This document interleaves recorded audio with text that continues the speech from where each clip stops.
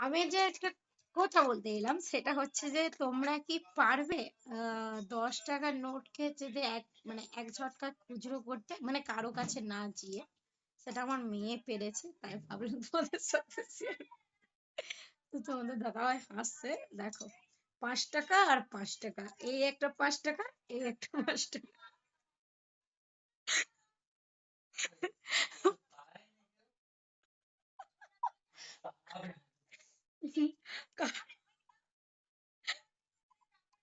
আমি মরে যাবো এবার হেসে হেসে। আহ, এটার কারণ হচ্ছে যে মেয়েকে দিয়েছে, মেয়ে আমার কাছ থেকে 10 টাকা নিয়ে নিয়েছে, দিয়ে দুভাগ করে আমার হাতে দিয়ে দিয়েছে। তো ভাবলাম তোমাদের সাথে একটু শেয়ার করি, কত সুন্দর ভাবে আমার মেয়ে 10 টাকাকে খুচরো করে দিল, দেখো, মা লক্ষ্মী এটা।